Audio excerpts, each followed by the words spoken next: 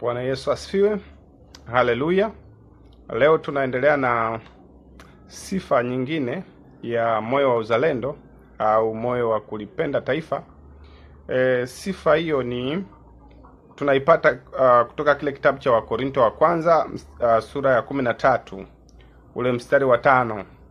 Kuna mojawapo ya sifa inasema hivi, upendo haukosi kuwa na adabu.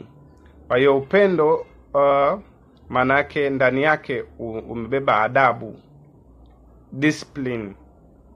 Bwana Yesu asifiwe sana. Kwa tunapozungumzia habari za moyo wa uzalendo, manake moyo wa uzalendo una adabu, unatengeneza adabu. Watu wa taifa fulani wanakuwa na adabu, wanaenenda katika mwenendo mzuri. Bwana Yesu asifiwe sana. Sasa kuenenda kwenye mwenendo fulani, kwenye utaratibu fulani, hakutokei tu hivi hivi.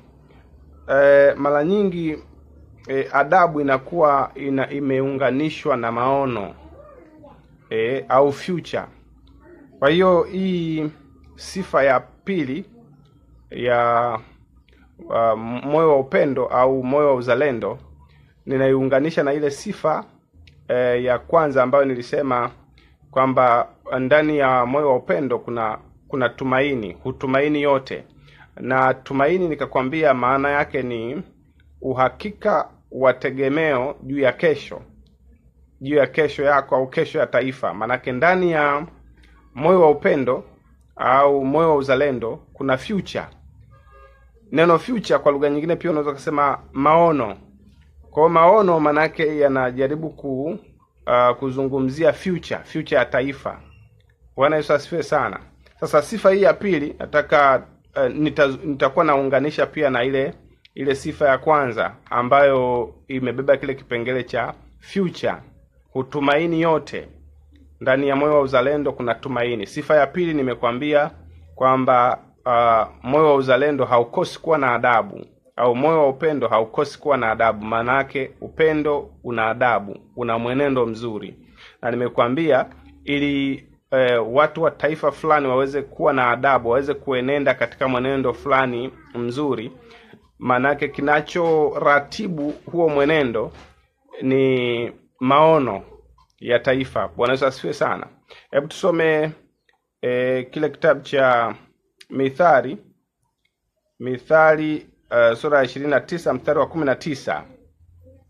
Biblia inasema hivi, mstari wa 18, Mithali 29:18. Biblia inasema hivi, pasipo maono watu huacha kujizuia, bali ana heri mtu yule aishikaye sheria. Kwa unaona hapa kwenye huu mstari kwamba pasipo maono, pasipo future, watu huacha kujizuia. Manake watu wanakuwa hawaenendi kwa utaratibu, watu wanaenenda hovyo, manake hamna discipline. Kumbuka sifa tunayoiangalia hapa ya moyo wa uzalendo kwamba uzalendo au moyo wa upendo haukosi kuwa na adabu. Maana yake kwa lugha nyingine, ndani ya upendo, ndani ya moyo wa uzalendo kuna adabu. Kwa tunapoomba moyo wa uzalendo umwagwe juu ya taifa la Tanzania, maana yake tegemea kwamba kuna adabu, kuna mwenendo utaanza kutengenezwa. Mungu ataanza kutengeneza mazingira ili watu waweze kuenenda katika mwenendo mzuri sawa sawa na Mungu alivyokusudia juu ya taifa la Tanzania. Sasa lakini ili mwenendo huo watu tuweze kuenenda, tuweze kufuata utaratibu fulani, huo utaratibu unaongozwa na maono. Ndio maana unaona hapa pasipo maono. Yaani pasipo maono watu ndipo wanapoanza kwenda hovyo bila utaratibu. Pasipo maono watu huacha kujizuia. Yaani watu hawajicontrol tena, hawana discipline. Kwa sababu maono yako connected na adabu. Maono yana muunganiko na mwenendo. Mtu ili aenende, manake anaenenda vipi juu ya taifa lake? Anaelekea wapi?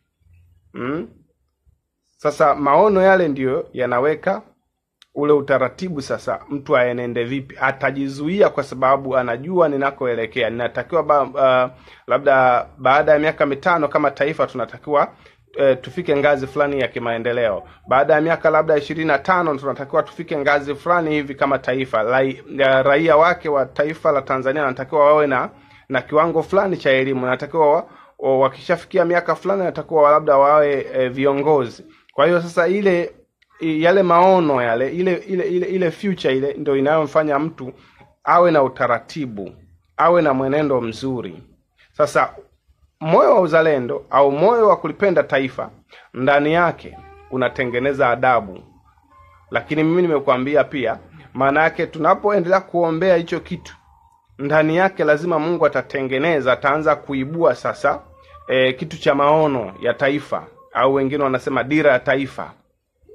Maana yake ili tuenende kwa mwenendo mzuri, kwa discipline nzuri, lazima kinachotuongoza kiwepo, ambacho ni maono ya taifa. Bwana asifiwe sana. Kwa hiyo nataka utambue jambo hili. Sifa mojawapo ambayo ipo ndani ya moyo wa uzalendo ni kuna adabu. Upendo haukosi kuwa na adabu, maana yake una adabu. Tukiombea juu ya taifa la Tanzania, moyo wa uzalendo umwagwe juu ya taifa. Tegemea vitu vitakavyotokea ambavyo Mungu atafanya ni adabu, ni mwenendo mzuri, na ataibua maono ya taifa, yatakaa vizuri. Bwana Yesu asifiwe sana. Haleluya. Mungu akubariki. Somo bado linaendelea.